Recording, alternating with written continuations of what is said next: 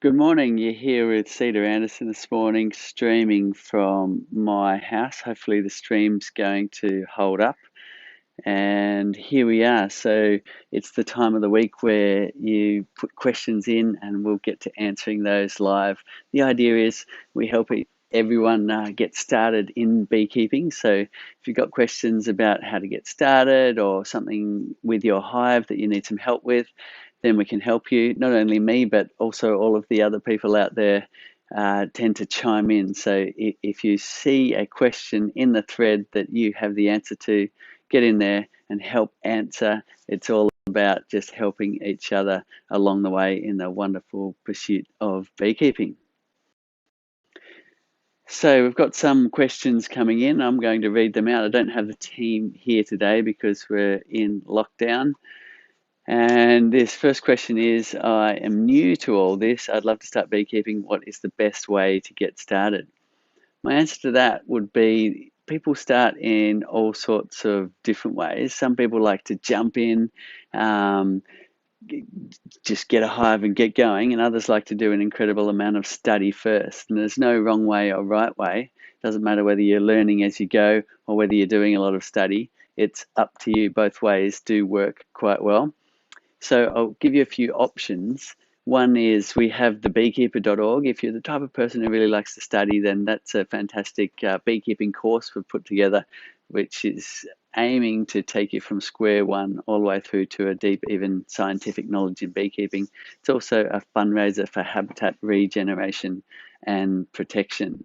So that's a great thing to have a look at, thebeekeeper.org. If you just want to jump in and get started, that's the kind of person I am. I'll tend to just get whatever I'm interested in and learn along the way. Then get your equipment, get it ready, put it together, and then the idea is you need to put your bees into the hive. And there's a few ways to go about doing that. One is you order what's called a nuke from a bee breeder, which is basically a going little beehive. You've got 4 or 5 frames in a little box, and then you'll need to get in your bee suit, transfer them into your flow hive brood box, and look after them, and they'll grow. You can also order a package, which is kind of a similar thing, but without all the frames. It's just the bees, like an artificial swarm of bees, if you like. And there's another way is taking a split from somebody who actually has bees, and that can actually be a helpful thing in the springtime, because in the spring you need to just monitor how many bees are in your hive, and if there's a lot, you either need to add another box or take a split to make some room in there. Otherwise, what you find is the bees do the natural thing, and half of them may swarm away. Now, so taking a split can be a great way to get started, because you can help somebody else just manage their hive in the springtime as well. So there's a few ways there to get started. Okay, here we go. We've got another question coming in.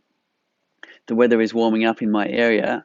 What do I need to look out for in my first spring inspection?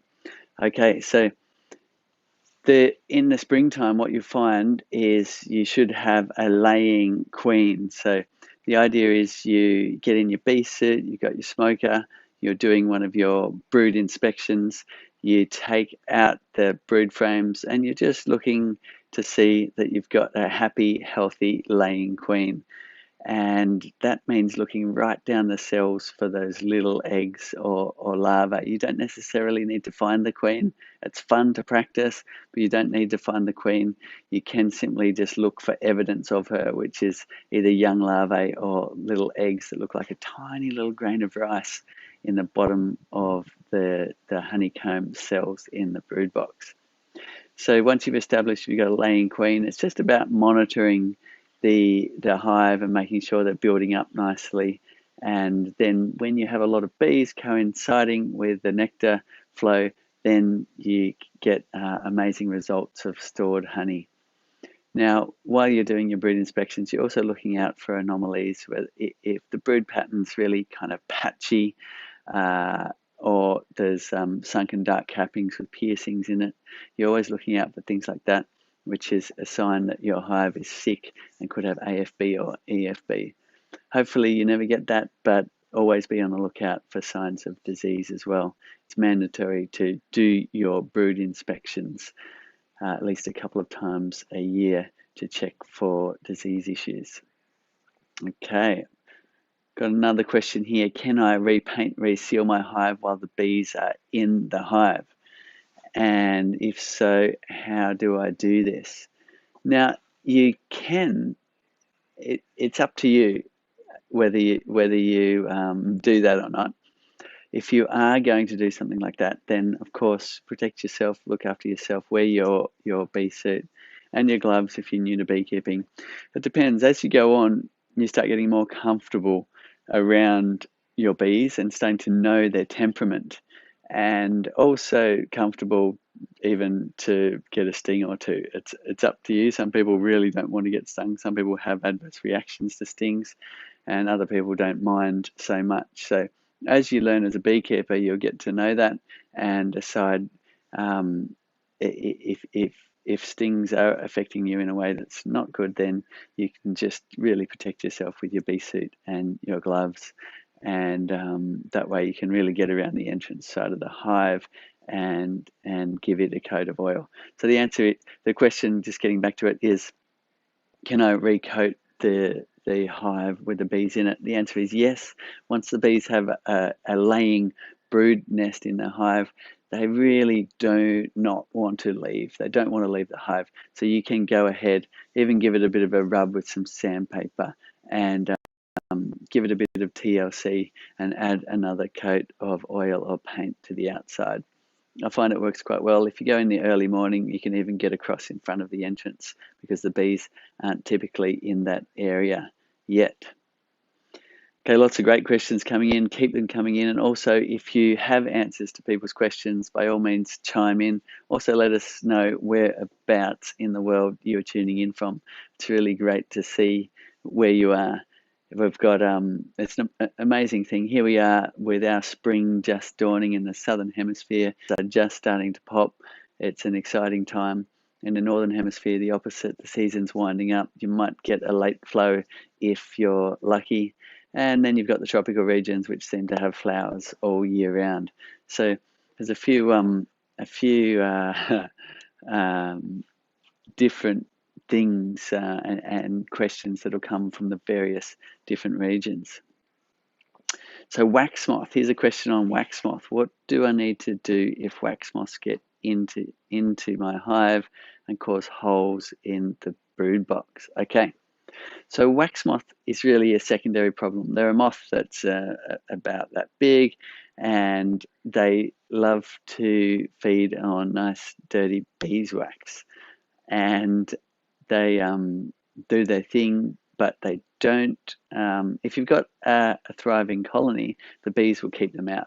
There's really nothing I do with wax moth. Now, when I used to beekeep in a conventional way, and I'd be taking off the stickies, they're called, when you've extracted and spun the wax out in the spun the combs out in a centrifuge in the conventional way, you often end up with all of these stickies in the shed, and the wax moth will really damage them. They'll get in there, they'll rip the combs apart, build their nest, and even start damaging the wood. Now, when you've got the bees in the hive, they're very unlikely to do any damage. They really will stay outside the hive, unless, of course, your hive has gotten so weak that the wax moth and hive beetle and things like that are taking over, in which case you've got a bigger problem than the wax moth to deal with. Sometimes you can get a build-up of wax in your under the screen bottom board, so in your tray or on your core flute slider. The wax moth can hang out there. You can simply clean them off from time to time, is all you should need to do. The great thing with the flow hive is you don't really need to go through that process of storing lots of boxes of old waxed frames in the shed anymore. You can leave your boxes on the hive and then just harvest the honey. So you're storing honey rather than storing boxes full of frames all around your shed. It's just a little bit of a different thing if you're used to conventional beekeeping, to wrap your head around having actually less equipment. And I think it's wonderful because you don't end up with that big mess in your shed to deal with. Okay, good morning. Can you tell me what the moisture level of your honey coming out of the flow hive system is? Okay, so honey, typically, if it's capped, the bees are trying to get it down around that 18% moisture content. That means it's got 18% water in the honey. Now, the bees are trying to do that because water, if it's too high, say it's up around, above 20%, then you're likely to get fermentation occurring in your honey in the jars on your shelf. So beekeepers are mindful not to harvest too early. If you harvest when the frames aren't capped yet, you're likely to get quite liquid honey. You can see it in the jar. Shake the jar around, you'll see the liquid all shaking around in the jar, and you go, wow, that's not really behaving like honey is supposed to behave. And that's a sign that it's really, the moisture content's way too high.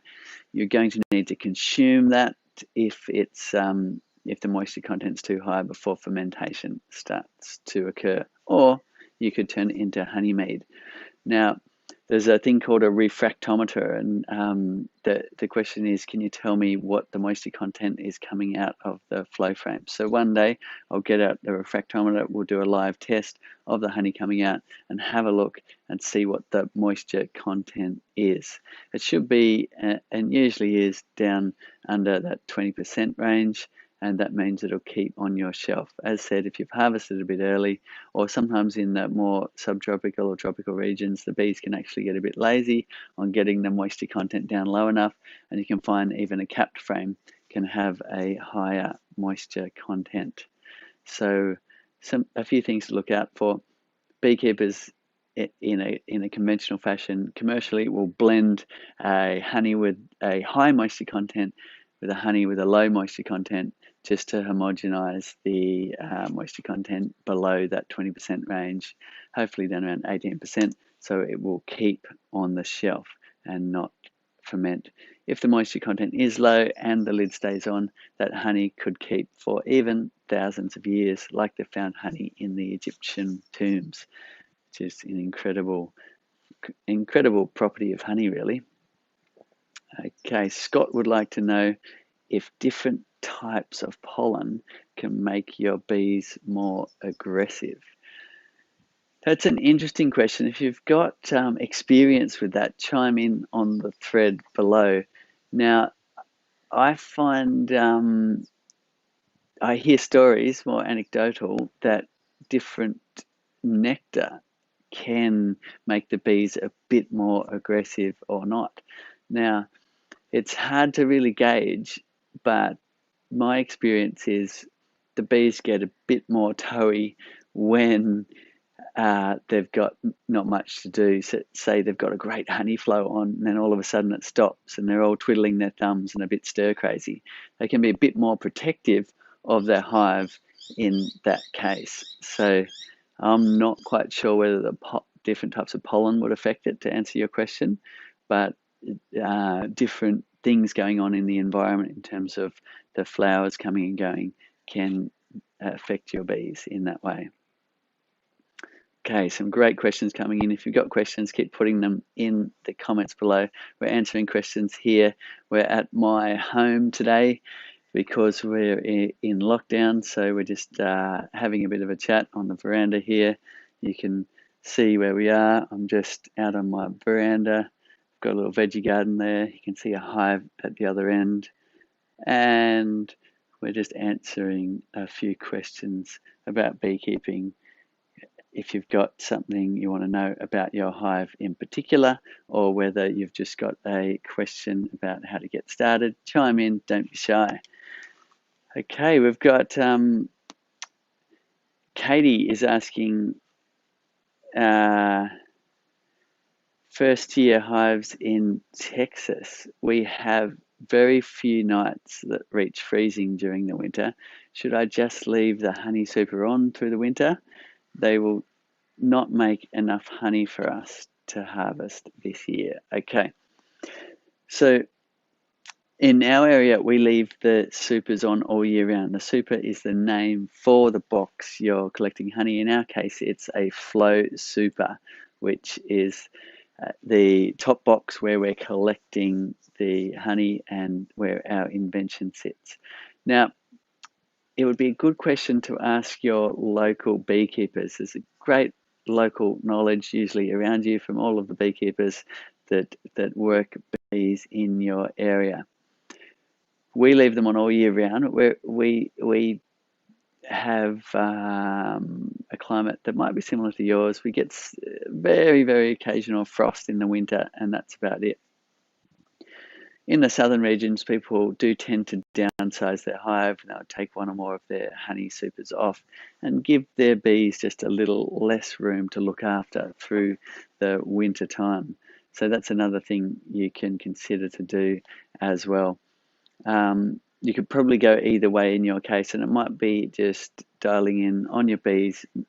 If they're a nice big colony, they'll probably handle fine to have the box in its full size brood box with the super on top during the winter, would be my guess. But ask around with your local beekeepers, and if you've got knowledge in that area, chime in on the thread as well. Great question. One from Nathan: should I consider the placement of a hive in regards to the possibility of swarming and my neighbours? Okay, swarming bees can cause issues with neighbours sometimes, and it really depends on your neighbours. I find the best thing to do if you're keeping hives in an urban area is get some jars of honey and go next door, keep your neighbours sweet. They'll love it. Creates great conversation, and you know, it's very rare to find somebody who doesn't like honey. So that's a good thing to do. But as said, in some of our situating your hive videos, it's a good idea to really think about where you're placing your hive and where the bees are going to fly out of their entrance in regard to your neighbours and people on your place and pets and things like that. Ideally, you want the bees to be able to get up and away without bothering anybody. For instance, if you point your hive so that they're going right over your neighbour's fence, then they might not like that. Now, as to swarming, you can't really control where they're going to go, so it doesn't really matter in that regard. That they'll typically go 100 meters away or so from your hive when they swarm. What happens is half the bees kick out the queen, and they will all take to the sky. They'll group up and land temporarily within about 100 meters, while scout bees then go out looking for a new home. Now, if that's the case, then they could be over your neighbour's fence. You're going to have to go and have a conversation with them if they haven't alerted you to the fact that there's a ball of bees hanging on their washing line, and explain to them that they're just doing their natural thing. They're usually non-aggressive in that phase, and all you need to do is shake them into a box. Now, most of the time that's fine, but some people do have anaphylaxis to bees, which is a scary and dangerous thing that you should look up and study up on first aid. It's just as people have allergic reactions to other things like peanuts and so on, bees can trigger that as well. And it's rare, but it can happen. So if you've got somebody with anaphylaxis, then they might be a bit nervous about swarms of bees in their garden and so on. So do check in, find out about your neighbours. Swelling from bee stings is normal, but anaphylaxis isn't. So just a few things to look out for and be mindful of the people around you. Melly from Sydney is asking, is it possible to attract bees to live in my garden naturally? I'm not sure if I want to actually keep them in a hive. I just want to contribute in natural bees' well-being. Fantastic. So absolutely. Planting flowers in your garden is a great start. Leaving areas of your yard unkept is a fantastic thing to do as well, because there's about 20,000 native bee species in the world, and they most of them are solitary bees that don't even need a hive at all, and they nest in things like holes in mud, in straw, in little holes in pieces of wood, in reeds and things like that. So you can make some habitat, and I believe we've got some links on our website to help you get started. We also run a fundraiser making flow hive offcuts into little pollinator houses for those native bee species. A great thing to be doing is giving them stepping stones across the urban landscape. You never know, you might just help save a species from the brink of extinction. So that's a great thing to do, planting flowers and also creating habitat. Now, you'll get both European honeybees, which are the ones we keep in the flow hives, and the native bee species coming into your garden. So a wonderful thing to be doing is providing that space for them. Nathan says, should I consider the placement of a hive in regards to the possibility of swarming and my neighbours? Here we go. I've read that one already, so we've covered that one. If you missed it, you can dial back in the video later. Shannon, Cedar, in my flow hive, it's showing 4 vertical cells full. Should I start to extract, or should I inspect the full frames first? It's always a wonderful thing to do, to be having a look at what's going on inside your hive and really matching up what the windows are telling you as to what's going on inside the hive. But we have designed the flow frames to give you a decent idea of what's going on inside the hive and allow you to harvest without having to go through that process of pulling apart your hive and taking those frames to a processing area. Now, looking at the rear window view, if you're seeing a filling pattern, which is the frames, the cells, you can watch them filling is all the way down. They're getting full, getting fuller, and then they're starting to put the cap on.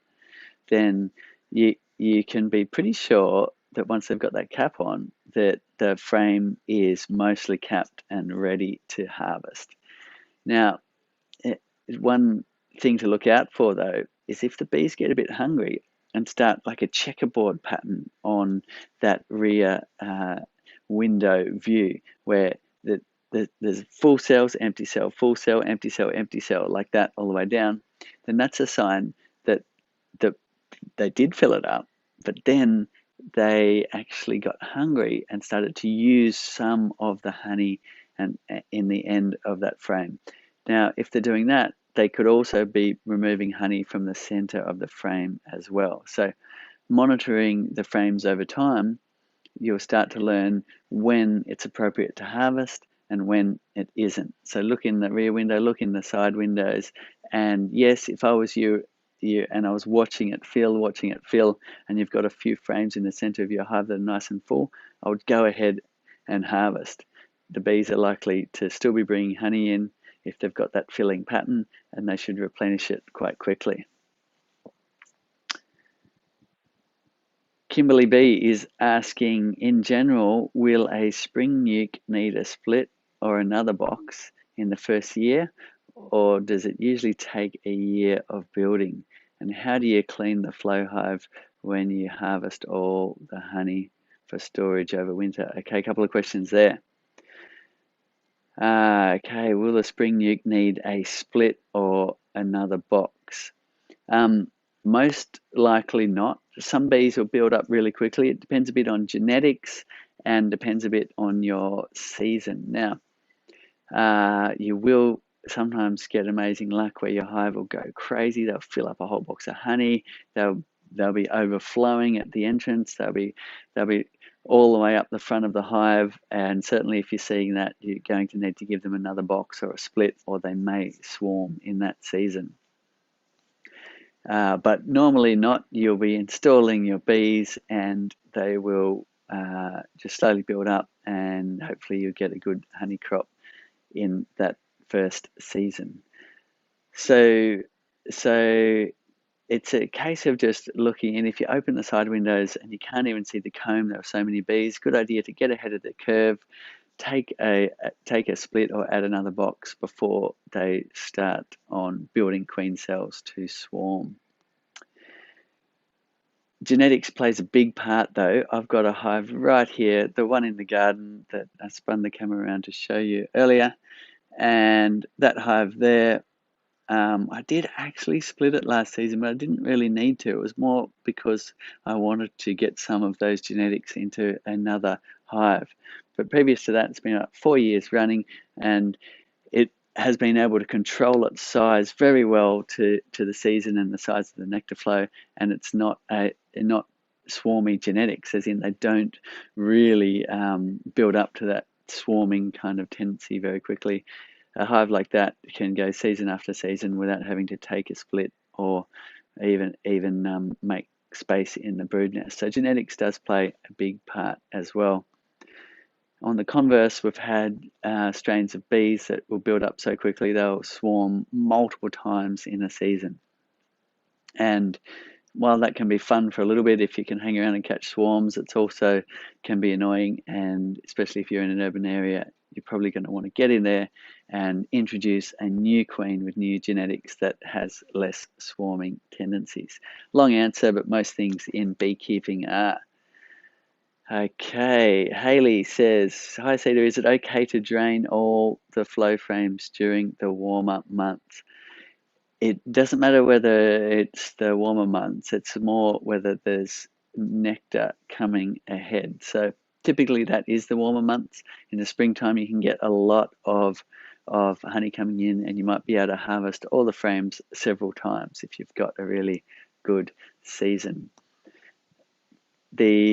If you find that from local knowledge, there's likely to be not many flowers coming up, which is typically in your winter time in most places, then good idea to leave the honey for the bees, and find out how much you'll need to leave for your bees to get them to survive over winter. In our area, it's none. We can harvest all year round, but in a lot of areas, you'll need to leave half a box full of honey or a whole box full of honey, or in extreme cases, if you're in somewhere like Canada, you might even need to leave 2 boxes of honey to survive many months of cold, snowy winter.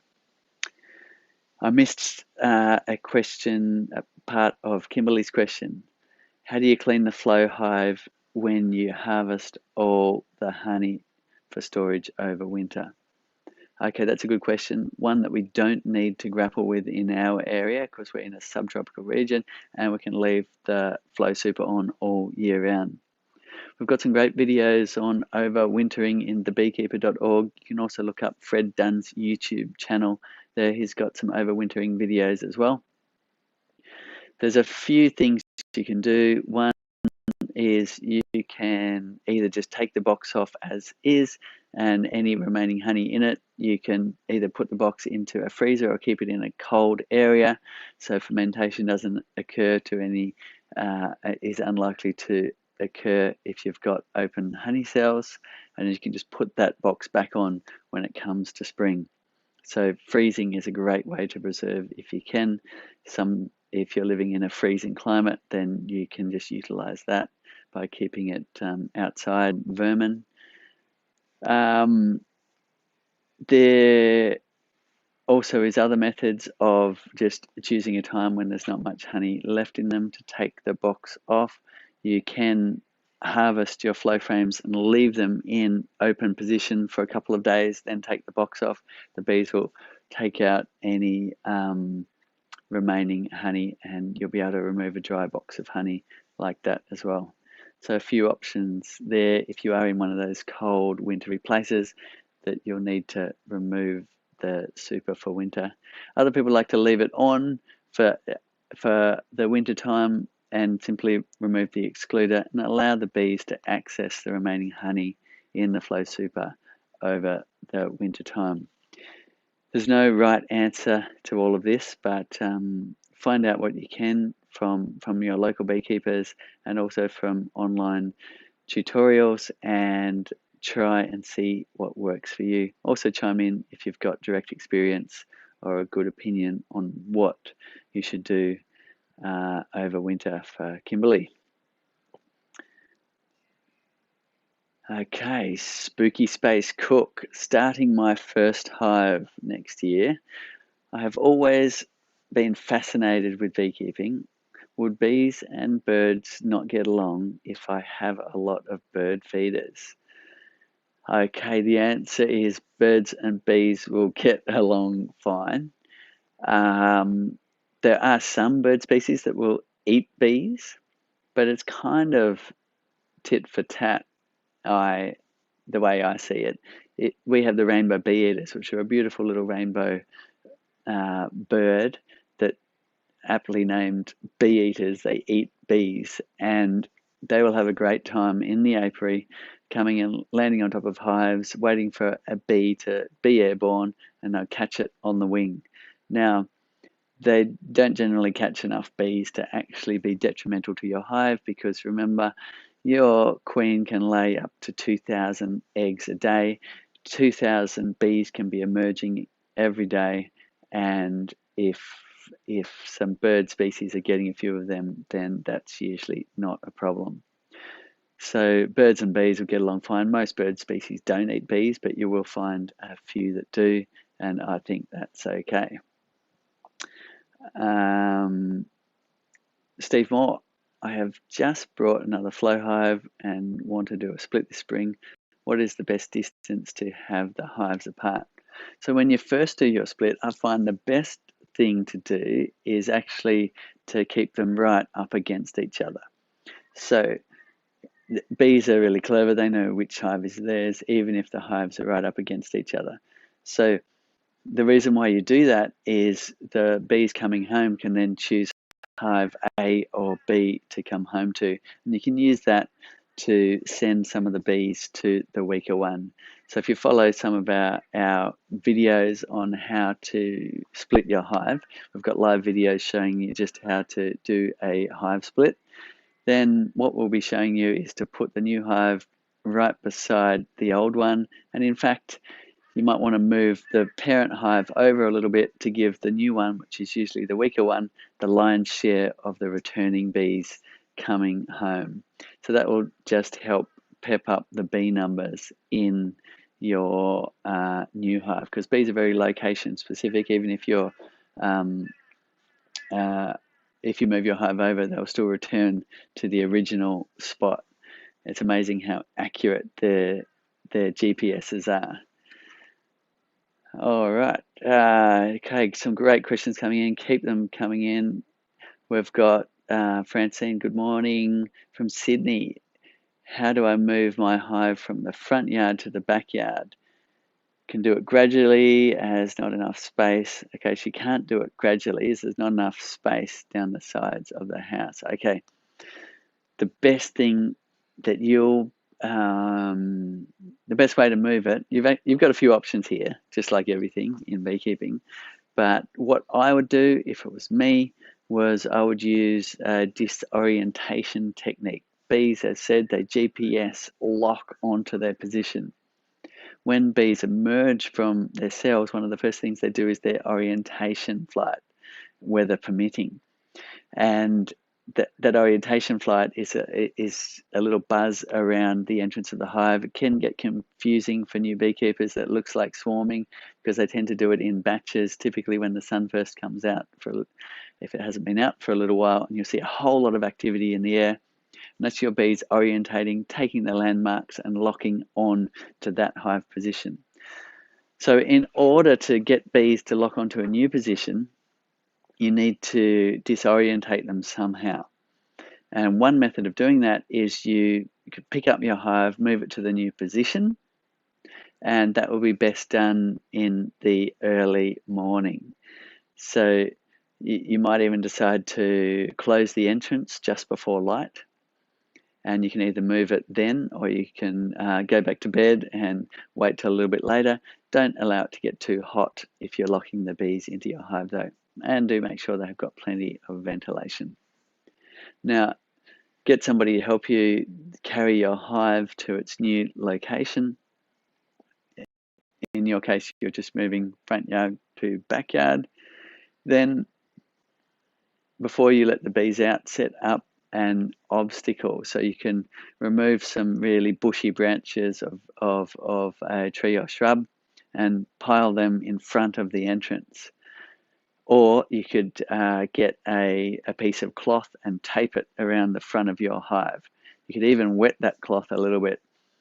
And what will happen is the bees will come racing out, as they do enthusiastically, out of their entrance, and they'll crash into that foliage or that cloth, and they'll go, hang on a second, something's different. And that's the trigger for your bees to reorient. Most of them will then do a new reorientation flight and lock on to that new position. Now, some bees stay out overnight. They'll be hiding under leaves and things like that. Let's say they just didn't quite make it back before dark. They had too much of a nectar and pollen load and it was just too far. Then they might just hang out for the night. So any of those returning foragers will go back to the old position. Also, not all of your bees might reorientate to the new spot, in which case you'll get a few handfuls of bees at the old location still. So you can either let them work it out and hopefully they find the hive in the backyard, or you can put some resemblance of a bee box there or even a cardboard box there for them to go into, and in the evening you could take that to the backyard and shake them at the hive entrance of your hive, and keep moving them from your front yard to the back, and that way you get the last remaining stragglers as well into the new position. So that's probably my most common way of moving bees a short distance. Works quite well. If you do need to remove them completely, let's say you're doing some earthworks in your front yard and you really needed them out of the way, then it might not be appropriate to have, a ball of bees this big there while the earth moving equipment's coming in and so on. In which case, you might need to move your bees more than 6 kilometers away, about more than 4 miles away, in order to go further than the landmarks they usually see, and leave them there for 3 or 4 weeks and then bring them back to the new location you want them in. That's the surefire way to make sure you don't get many bees at all left behind in the old location.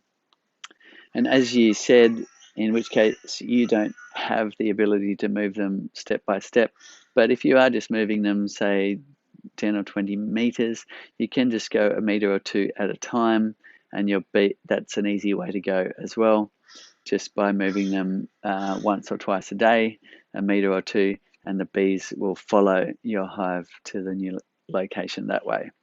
A little bit there to take in, but it's amazing when you think about what bees are doing, and really important to think about how they geolocate to that position. At what stage do you need to do maintenance on the flow frames? Okay, so if you've left your frames in your hive, the bees look after them. And if everything's there's a few caveats on this. So basically, if you're doing textbook harvesting, everything's perfect every time, then what you'll find is the bees will look after them, and there really isn't any maintenance to do, apart from unblocking that little leak back point so that honey doesn't build up in the trough area. Now, if you've done that and everything's fine, you won't need to do any maintenance. If you find that little leak back point is blocked and it happens to be a frame that gets some spillage into the honey trough area, then you might need to clean that honey trough area out prior to your next harvest. And you can do that by getting a dishcloth, one of those nice thin ones, wetting that, putting it around your flow key and just poking it into that trough area to wipe it out. In an extreme case, you could even swish water in and out, by putting the flow tube in there, running a bit of water up from a hose and letting it swish out again. Don't connect the hose. You don't want water flooding into your hive, but just allowing it to swish in and swish out to flush out that area. Something I rarely ever do. Normally it's clean enough to go ahead and harvest.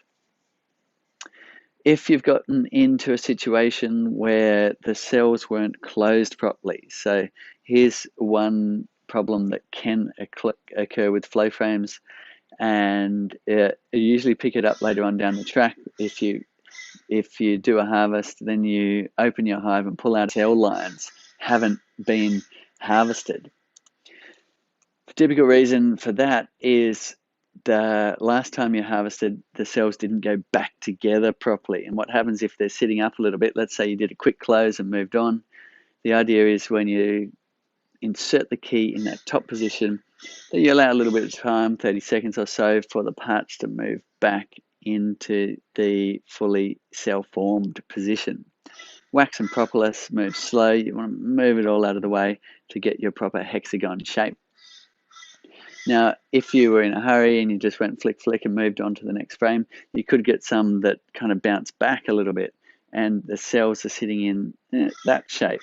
Not quite closed, but not quite open. The bees will still use that. They're incredibly tolerant to the shape of their cell, unless it's a bit more like that, in which case they won't at all. But if it's like that, they will.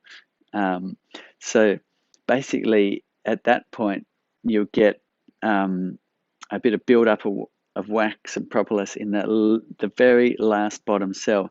And you can see if it's not lined up because you'll see the foot upwards like this.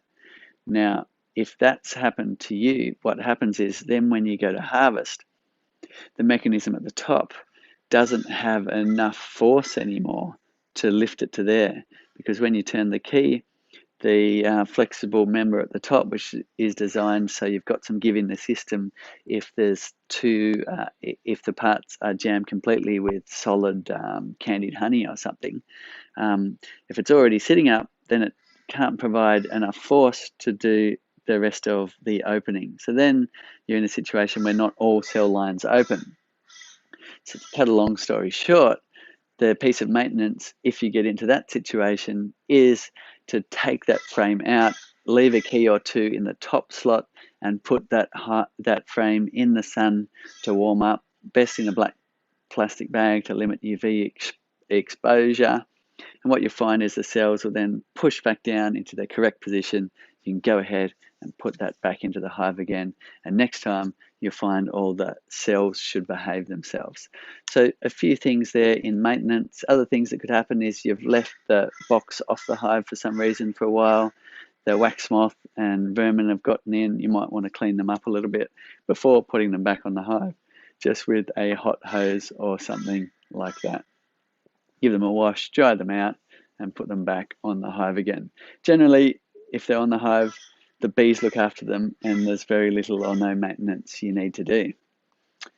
Great questions. I have, by the way, if you are having any trouble whatsoever with your flow frames, do get in contact with us. The idea is we're here to help you and help you get the best experience you can with using our invention. I have external feeders as we are in a dearth. So dearth is a name for when there's not many flowers around. How will they affect my supers? Okay, so external feeders is feeding outside the hive. So if you've got external feeders outside the hive, that means you're putting either a clip-on thing to the entrance, which has like sugar water, where the bees can lick it up from, let's say, an upside-down turned jar with holes in it, or some people in some places are allowed to do outside feeding where they've actually got a whole drum full of sugar syrup, and they'll throw some hay or something in there, and the bees can go in there thinking it's one massive flower full of nectar and feed that way. So that can affect your honey crop. So, because the bees may store that as they would nectar and create honey from it, but it doesn't taste like honey, it tastes like sugar. So in that case, you're polluting your honey harvest with sugar syrup. And the best thing to do is when the dearth's over and they're starting to store honey in the supers is stop feeding your bees. So typically people feed just prior to winter, so they've consumed all of the feed by the time the spring comes around, or they will feed in a dearth, as you say, when there's not many flowers around, and stop feeding as soon as the flowers start to show some nectar again and the bees are really bringing in that nectar and pollen again. Okay, we've got lots and lots of questions, which is fantastic. Donna, if I rotate my frames and take out the honey frames, can I extract them and then place the stickies under the roof for the bees to clean the foundation? Okay, so I assume you're talking about the brood box. So you've got your brood box, which is the bottom box. You've got just normal frames in the bottom in a conventional way, which is either a wooden surrounds with foundation in them or naturally drawn with a comb guide. The bees have been using them for their brood. It's turned old and dark, and the wax has, and it's time to start cycling those out. After a couple of seasons, good idea to remove those ones in the center to the edge of the hive. Wait till they're all filled with honey and there's no more brood in them. And then you can take a frame out away from the edge, and what you'll find is then you can replace that with a pre-prepared frame, or if it's naturally drawn comb you've been working with, you can simply cut it out in the field like we did last week on live. So if you missed that, you can dial back on that one, and we show you how just to simply cut out some of the old dark comb in the hive and put those frames straight back in for the bees to rework. Now, if you happen to have a little bit of brood in some of those frames, as you said, you could place a frame on its side under the roof. You could only place one there, but it is a bit of a trick I have used, not very often, but let's say there's just a tiny bit of brood left and you're impatient, you don't want to wait any longer for that to emerge. You really just want to cycle out and move on to your next jobs. In that case, you could put a pre-prepared frame back into the center of your brood nest or nearby, then take that one with a tiny bit of brood on it, put it on its side under the flow hive roof. Make sure there's a bit of space between the comb and the inner cover. You might need to prop it up on a couple of little props, some bits of stick or something like that. And the bees will look after the remaining brood in that location. The nurse bees will come up, and once they've emerged, you can then take that frame away from that location. So there's a little trick you can do if you need to. Okay, I have a flow hive here in Melbourne with bees, fantastic.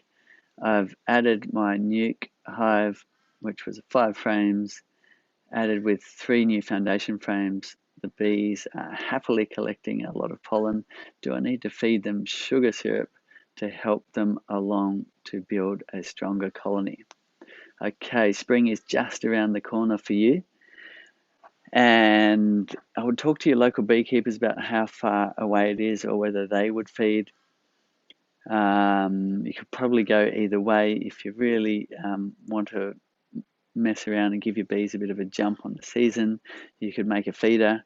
We've got some videos, I think one's called How to Make a Quick and Dirty Feeder, where you just get a jar with holes in the lid and you put it upside down on the inner cover, and the bees can feed through that hole in the inner cover.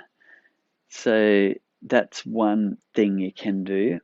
It probably doesn't matter either way at this point because spring is just around the corner for you, and you could just allow the season to start. Natalie is tuning in from Utah and asks, what if my bees aren't seeming to bring in much honey? I've been feeding, but they don't seem to be storing much. Okay, so you're in your fall now, and basically you may or may not get much of a honey flow at this time. So it might be time to prepare your hive for winter. Ask your local beekeepers what they would do in this situation. As you're doing, it might be a good time to feed. Let the bees make some stores so they've got something to survive on over the winter time. Or you might find that you do get a late honey flow. Your local beekeepers will let you know whether you're likely to, in which case you still might get a honey crop yet. Okay, well, it's not quite fall, is it? We're close. Spring starts early here in the last month of winter. So according to the bees here, it is springtime, but we're really still at the tail end of our winter. Kelly says, it's the middle of summer here in California. We still don't have much honey in the top. Can you give me an idea of maybe what we're doing wrong? Okay. You're likely not doing anything wrong at all. The recipe for getting a great honey crop is a healthy hive with great bee numbers coinciding with a great nectar flow, where the flowers are dripping with nectar. Now, beekeeping, like most pursuits, is a bit of a patience game. You get your good seasons, you get your poor ones. It's really exciting when you get an amazing season where the honey's pouring in, you harvest it all, and it fills straight back up again. But equally, you can have a poor season for whatever reason, where you're not getting a whole lot of honey stores, and you might have to wait till next one, or you might get a nice autumn nectar flow as well. So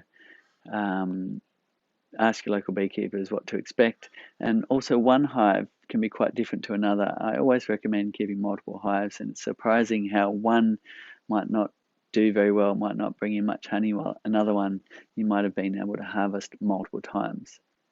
And that way you can benchmark, and perhaps you've got a queen that's not very virile, perhaps she's in the later stages of her life and she's not laying many eggs, or perhaps there's another problem in your brood nest which is slowing your bees down. Now, if you've got multiple hives, you can start to benchmark that and decide whether one hive does have a problem or it's just the season. Patience is probably the thing you'll need in this case.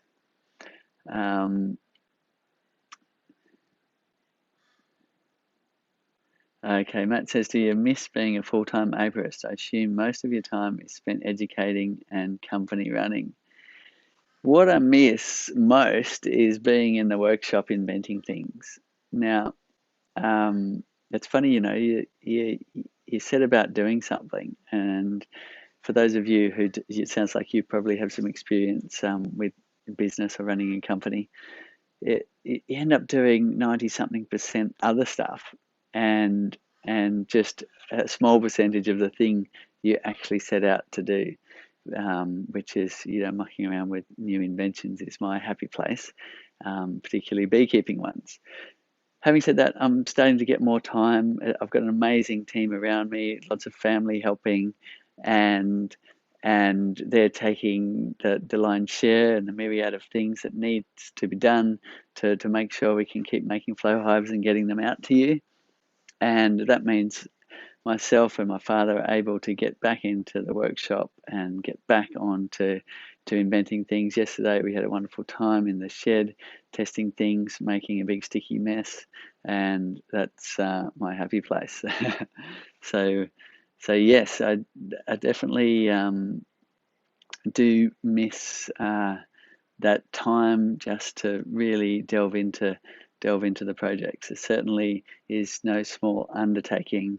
We have 40 or 50 staff, and we're building the hives and shipping them all around the world, and it's no small undertaking and does take time away from some of the things you'd love to be doing, but it's also wonderful as well in terms of being able to have this opportunity to share what we love doing, and that one of the things I really love about it is the community that has formed around the flow hive and our invention, and the fact that no matter what your views and values are, we can all agree that we need to save the bees and protect them and look after the habitat around us. So we've got a great community of people all around the world, like-minded, united by really wanting to make sure we're looking after our bees and doing the best we can for the habitat. Rick is in Western Sydney and is asking, this spring I am working on swarm prevention. What should I be looking for? Okay, so the primary trigger for swarm prevention, or the primary trigger for swarming in your hive, is overcrowding in the brood nest. So that's what you'll need to alleviate one way or another. So you can do that by adding more boxes and shuffling some frames upstairs, or taking some frames out. You can do that by cutting some of the comb out from the brood nest, as we showed you last week. You can do that by taking a split and taking some of those frames from your bottom box and moving them into a new one, and that will also alleviate that overcrowding in your hive. You can also do that by cutting down the queen cells. So that's another way some beekeepers like to do that. They'll get in there, they'll see the queen cells, they'll tear them down, and that will also not limit the trigger for swarming, but it'll limit the actual swarming by not letting them raise a new queen. So there's a few options there. My preference is to take a split, because that's something that's great to do anyway. If you don't want another hive, somebody else surely will. So taking splits is my preferred method. I simply go and see which hives are really building up in numbers. You can even do that just by opening the observation windows and seeing if you've got a lot of crowded bees in your window. If you can hardly see the combs, get ahead of the curve, take a split. There's queen cells on the frames. You can move them in straight into the new box, and that will give them a head start. Okay, we've got time for a couple more questions. There's lots more coming in. Sorry, we're not going to be able to get to all of them. We'll keep answering them in text format. But thank you very much for tuning in. A quick one, where are you located? I'm located at the most easterly point of Australia. Subtropical region. We can harvest honey all year round usually, although we do get big times where you've got not much of a nectar flow, where for whatever reason the flowers aren't flowering and there's not much for the bees to bring into the hive. So I'm at home right now.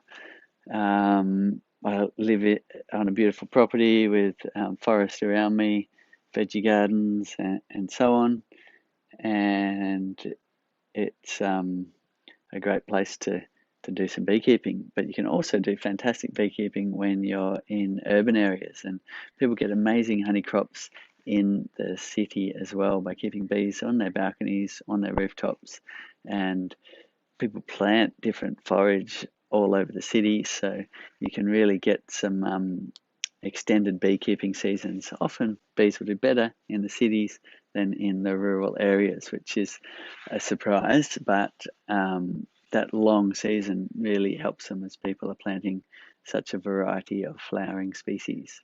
Okay, last question. Melinda, it's my first winter keeping bees in Melbourne. I know that the numbers have dropped significantly and there is evidence of wax moth droppings in the bottom tray. What should I be doing and looking for at my first inspections post-winter when weather permits? Fantastic. It's great you're really thinking about your bees and looking after them. So just clean out the wax in the tray. Typically you'll get bits of wax falling through your screen bottom board into the pest management tray underneath. Just give that a good clean out and put it back, and you probably won't see the wax moth getting through. Now, if you do get an issue where you're still getting wax moths actually coming down through the screens, then there could be an issue that's quite advanced in your hive. Most likely they're just feeding on the wax that's fallen through from your screen, and your bees are keeping them out of the hive. What you'll need to do in your first inspection is just ascertain whether you've got a laying queen. Now, in some cases, in a long cold winter, the bees, for whatever reason, don't survive all the way through, or the queen doesn't make it, and you'll need to reintroduce a new queen in spring, or in some cases, reintroduce a new colony to your hive. If the numbers are dropping but there's still numbers, then that's normal. The bees will throttle the numbers down when there's no forage, so that all of the honey isn't consumed in a hurry, and there's enough to last for the winter time. So it's normal to have reducing in numbers. So what you should do on the next appropriate warm sunny day is get in there, get into your brood nest, and just have a look and see what's going on. Have a look around, have a look at my first brood inspection. I've done a couple of good Facebook live streams. Also take a look at the beekeeper.org. Have a look and see what you should be expecting and what is normal to find in the brood nest. You should see the queen starting to lay her eggs and little grubs down the cells, showing that they're starting to increase their numbers in order to take advantage of the spring coming here in the Southern Hemisphere. Thank you very much for all your great questions and tuning in. I don't have the team with me here today, where I'm simply just tuning in from on the veranda at my place. We are in lockdown here in New South Wales, Australia. Let us know what you'd like us to cover next week, and we'll see if we can keep answering your questions and helping you get started in the wonderful pursuit of beekeeping. Also, if you already have some experience, get in there and help answer questions for those that are asking them. It's a wonderful thing to share knowledge, and it's about us as experienced beekeepers being able to pass that knowledge on down to the new beekeepers, and that's how we all learn, and we all learn to look after your bees. So try not to be condescending to people with questions that might seem silly perhaps, because we all started off as new beekeepers once. Thank you very much for tuning in. Check out the beekeeper.org if you really want a detailed, great online course, and we'll